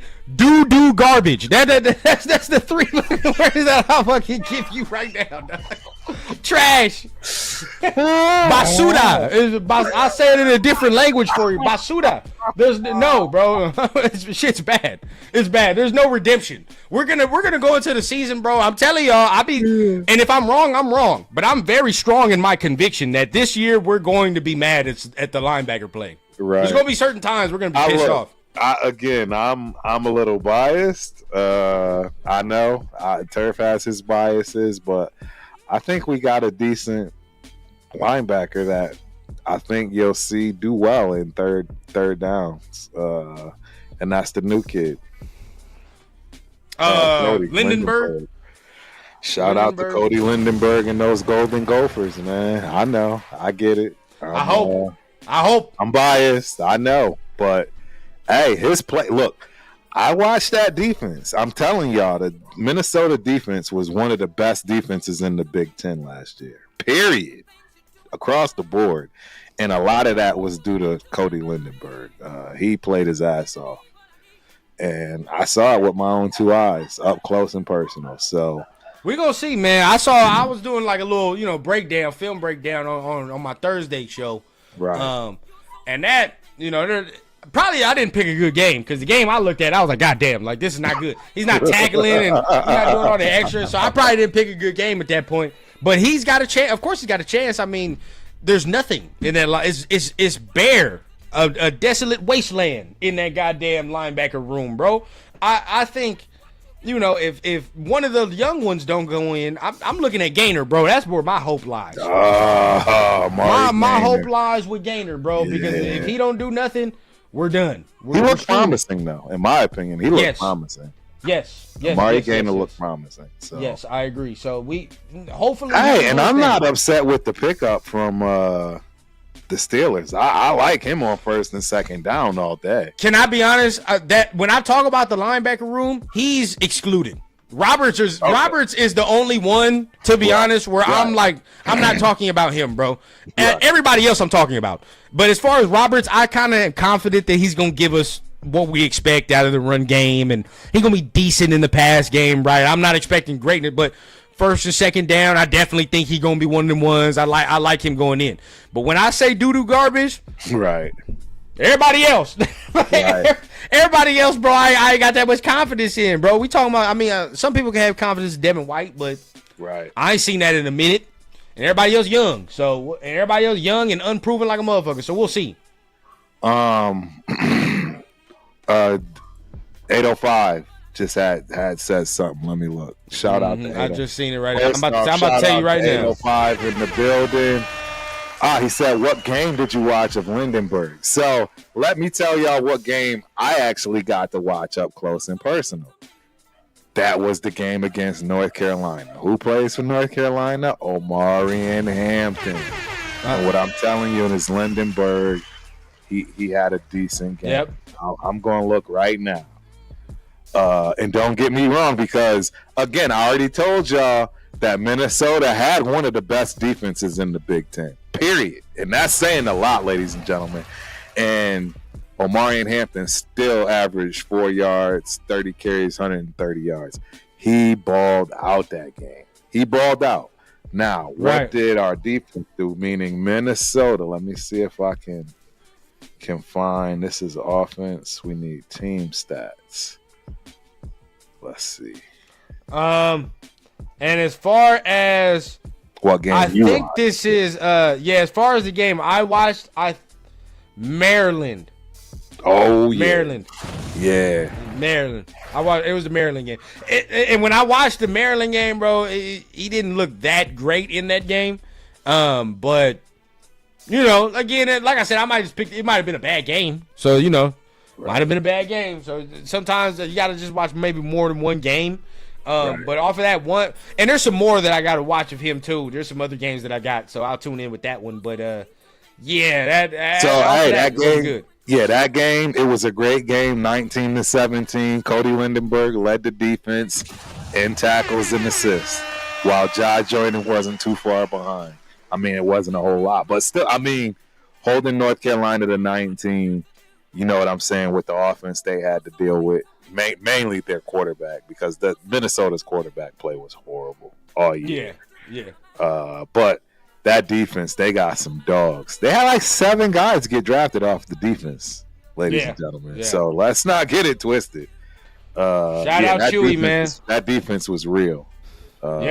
For sure. Hey, we got a super chat. Super chat. Shout out Chewy. Super chat in the building. Chewy's NFL's games and news. Open up that playbook like we in Madden. Fact. Yeah, and that's the problem. See, people don't think about this stuff. They don't pay attention to it. Every single play in a playbook is calculated. It's all set up. There's all rhyme to reason. And when you have a player like a Michael Mayer sit out, it kills your play. It could cut your whole entire playbook in half potentially. That's real. That's the real, man. So no different. It's worse with running back. Think about if your star running back is out. Now you're like, damn, I ain't got the confidence in this run game. And it gets nasty, bro. It gets nasty. Everything. I 100% agree. It's nasty work. It gets nasty, bro. So last player that I do kind of want to touch on. We're gonna get ready to get on out of here. But this has been a fire show, of course, as always, man. Yes. You know football season back, man. With Turf and Rundown is back, man. Y'all know what time it is. But I think last player that we'll talk on, you touched on it, man. It's Trey Tucker.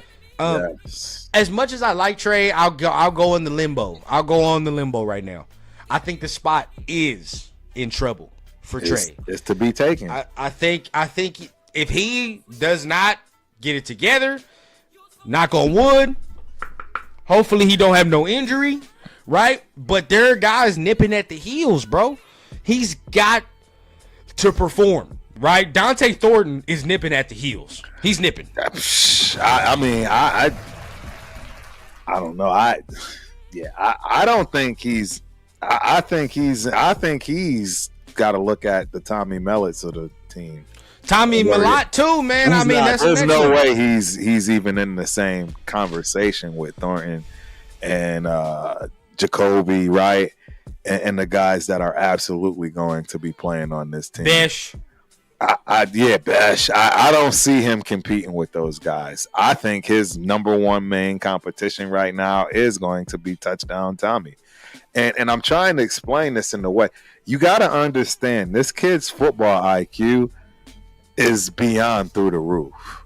And that definitely translates on the field as to how a person plays.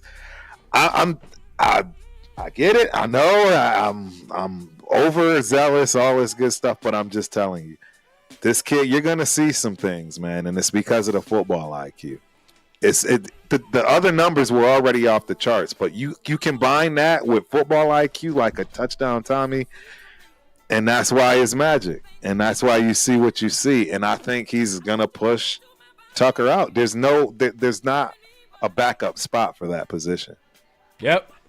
That's just fact. What other?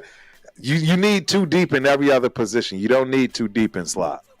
Bash can play slot, right? Yeah. You know what I'm saying? You got other guys that can step in and play slot. Hell, Jacoby Myers can play slot if you need to. You know, that's shout out to Jacoby Myers and being versatile, you know? For sure. I mean, a lot of them, and that's the thing. Like, a lot of guys are slot versatile. Shout out to 805. He talking about Lindenberg real quick. You know, he said he was banged up earlier in the season, so first few games were rough. Came on strong after the second half. And I think that's what I'll have to go watch second half, because if that was the early half of the season game with Maryland, then that would you would hope that's some of it. You would hope. Because when I saw, I was pissed. I ain't gonna cap. I was mad. I was mad, bro. I'm like, damn, everybody talking about this dude over here missing tackles and shit. What the hell is going on here? Right. Like, so I gotta see. He's an athlete. He's an athlete. They and for the record, a lot of people don't know this.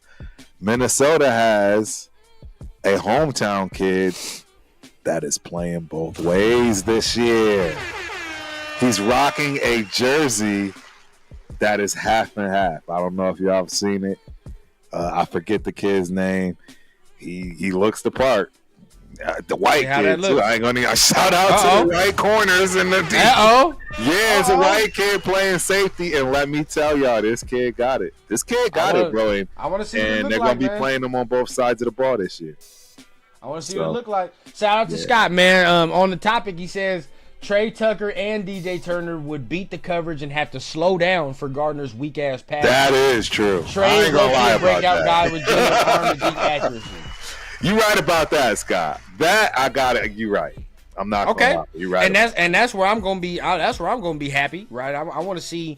I want to see what he can do. And there's a lot of times, you know, we did say that they were probably open, but not. You know, they can't get the ball because of some of the bullshit that we was going through with the quarterback play and all the extras. So yeah, I definitely agree. So. For me, I think he can break out, man. He cannot leave the door open, man, because you can see they want Dante Thornton to be good, right? The coaching staff, a lot of them, like even some of the fan base, they want Dante Thornton to end up becoming very good. Now he does play outside, so that can help, right? Right. So that. But then we're trying to find what's best for Trey as of right now, too, because as of right now, we don't know what's best. Is slot best for Trey Tucker? Can he do the outside? What is it? Probably slot is the best. But, you know, Jacoby plays slot. Besh could play slot. So even Bowers can go in the slot. There's one thing we're leaving out, too. And in my eyes, I don't see how he makes the team now that I think about it. Where's your special teams play when all you are is just a slot guy? I don't see you gunning. I don't see you making any he can't be a returner, though. He can't be a returner. Where has he been a returner? Because we tried McAllister, and then we went to the coaching staff. We went to Abdullah. No, I'm just saying. Like, no, I get you. But I'll say it like this. My point of that is, when I heard that JPJ story on how he had to literally beg to play center, the last coaching staff, Right. It let me know the coaching staff probably, like most people saying, didn't know what the hell they was doing most of the Yeah. I'm gonna be real. And there were certain times, bro, John Gruden, and I don't know about John Gruden. Let's say not John, Josh McDaniels, right? Remember he tried to put Hunter Renfro. And we're like, yo, what the fuck are you doing? Why? Why are you put? I just think certain times, bro, these coaching staffs have just been making stupid ass decisions when it's been coming to this special teams unit at time, especially the returners, bro. Why are you putting Abdullah back there? We got Trey Tucker. Now, keep in mind, maybe Devontae getting traded last year maybe kind of hindered the fact where we was like, dog, we can't put you at no damn returner. Right. We need you. You know what I mean? Like, you need to play receiver. We ain't got no other receivers. So maybe that's some of it. But this year, I expect to see Trey out there in the return game. He should be. I don't know. Or Tommy. I'm not high on. See, and that's the thing. I'd rather Trey Tucker back there than touchdown Tommy because this is his first time ever. There you go. Okay, well, there you go. There you go. But I just don't. You know what? You want to know what else? I like DJ Turner better than I did Trey Tucker. Didn't they? Is he still on the squad? I don't know, but I like DJ Turner. No, he got let go. He got let go, didn't he? Well, DJ then that Turner that let me know. Turner, right, that let me know that. Trey Tucker that let me know. Yeah, he's in trouble. He's in trouble. He's in trouble. I'm sorry, he's in trouble. Let me see. Yeah, it could let me know. You get rid of your boy, like you said. And for me, at that point, that could signify, you get rid of Turner, that could signify that you think Trey can just overtake the return duties, right? Which, sure, I definitely think he was already returning in college and all the extra, bro, and we just completely took that out of the game. So. And you want to know who else is there, and I can tell you right now, it's a wrap. Kyle Phillips. It's a wrap for Trey Tucker. Bro, everybody be talking about Kyle Phillips. I don't know who the hell that dude is. That's a handpicked kid from Chip. Why is he not going to use him? I mean, think about it. That's his guy. That's literally his guy. That would be just. It just doesn't even make sense. I gotta see, man. I definitely gotta see because I don't know who the hell that is, to be honest with you. So every time somebody be like Kyle Phillips, I'm he like, played at UCLA. He was with the Titans. He's actually not bad, bro. That's what he do last year. I don't know what he did last year. Let me look. Let me see. I don't know what he did last year. For the Titans, he did not. 115 receptions, 181 yards. Nothing. Yeah. Nothing. So it's like I worry. But for me, I mean, I know he has speed though. I've seen his speed and all that. So off of this playing field, with Pete, man, we just competing. So right, you're right though. If Kyle Phillips has the speed, he could be in the mix, right? Because at the end of the day, bro, like everybody's on an even playing field when it comes to this coaching staff and who can be out there. So I definitely agree with that 100%. You got that bet. You got that, Scott. I'll be the first one to buy the beer at the first game, bro. I got you.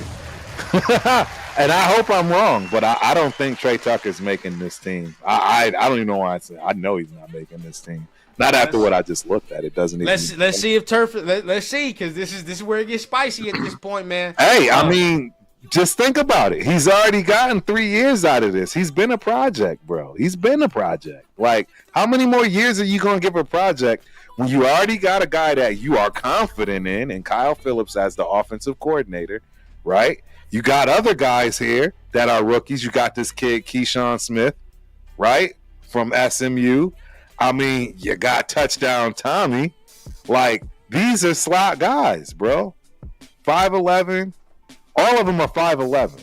Oh, that's a fact. That's a fact. 200 pounds. Yeah, all of them. It gets scary, man. So I just want to see. Trey Tucker is 5'9", 185 pounds. Yeah, bro. It gets real. He's not going to be here. He's going. They might try to deal him into the Pat's world, but he's not going to be here. I want to see where training camp is going to let us know for sure where it goes. And then of course we got to do our big TRS show. Talking about cuts and all the extras. So that's good. That's going to be fun. But for right now, man, I think there's a point to be made, man. We'll see with Trey. Bro. I think he has excuses. And then there are some excuses where you can say, well, it just don't matter, bro. We got to see production now. Bro, so, we got Dante Thornton at 6'5". We got Jacoby Myers at 6'2". We got this kid, Colin Johnson, from Texas, 6'6". I don't think he make the squad. I don't think he makes the squad either. But we got Shedrick Jackson, 6'1". Katron Jackson Jr., 6'1". Zachary Franklin, 6'1". Jack Fresh, 6'1". Yeah. Ian Thomas, 6. Oh, he's a tight end. And this kid Alex Bachman, I don't know why he's still on the. I don't know what's up with him. But yeah, I mean, 6 feet. He's dudes 6 are, yeah, feet. dudes are bigger, man. Dudes are bigger. Dudes are stronger. So we'll see what's up with Trey, man. Hopefully Trey can get out there, like Scott says. I mean, he was open last year, just some time. Maybe quarterback play with some of it. So I mean, he'll be able to quell some of the question marks that we have as a fan base. But at this point right now, man, I think it's time. I think that's our show, ladies and gents. That, of course, another Fire Turf and Rundown show. Make sure you guys hit the like buttons, hitting the subscribe button. We're halfway there, Turf, man, to that 3K, man. I'm halfway to that 3K. Let's get him there. We need to get there, baby. Ladies and gentlemen. I'm trying to get there, man. We keep pushing, man. Of course, like I said, giving away that Geno Smith jersey once it is done. So make sure you guys keep tapping in. Tap in with Turf's channel. Tap in with my channel. Hit the subscribe button on both the individual joints, right? If you're feeling what you're hearing. I know you solo tomorrow, right, Turf? Yes, sir. Tomorrow night, 8 p.m. Central Standard Time. I don't know if I have a guest. Maybe I will, maybe I won't. I don't know. I hadn't planned on it. I'll just put it that way. So, yeah, we'll see, man. And then, of course, we got Dead in the Water on Thursdays. And you know what? Wednesday night, for the first time, I think, it may not go. I'm going to put it out there because if it's not Wednesday night, it's definitely going to be Saturday. Okay. But shout out to all of the boxing people.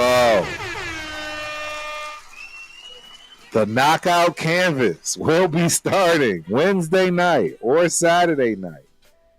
Myself, my guy Angelo, and eventually, sooner than later, the guys you all met, my main man, one of my training partners, Nabil Rabadi. So look for all of this stuff, guys. We're gonna branch out into all sports. It's not gonna be just Raiders. But yeah, we got that content coming, man. Yeah, that's fire, bro. That's fire. And pretty soon Rundown gonna get into other types of media. I'm gonna do my nerd shit soon, man, because I want to be getting on my movie stuff. Maybe start a little movie comic channel. I really be on the nerd shit, y'all. You know what I mean? Like, hey, I love my comics. I love getting into shit like that, man. I would love to start maybe a channel talking about shit like that, maybe some gaming, but we'll get into it as we continue, man. Once the baby gives me free time to think about some other shit, I definitely will be doing that. But make sure, as of right now, let's continue. We're going to continue to grow the rundown as we do. Make sure you tap in with the solo show. I think I'm gonna be solo Wednesday night. Of course, we got blunts and breakdowns on Thursday, right? We're going over. I appreciate you. We got Tyree and Ja Joyner this week, so there's a reason for us watching their film together in that episode because we're gonna see what we can get out of the D line. So make sure y'all tap in with that.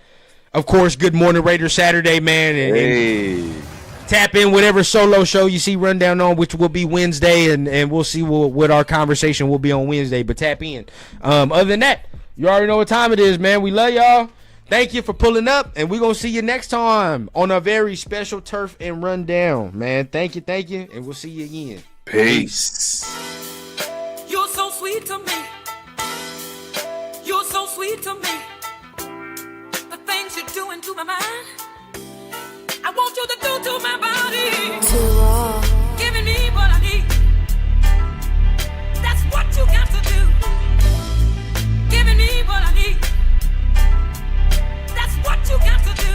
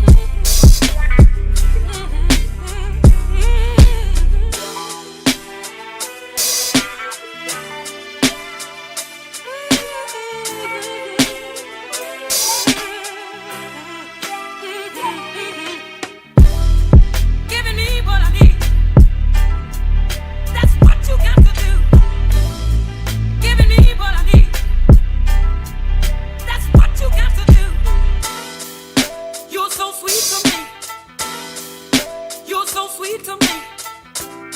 The things you're doing to my mind.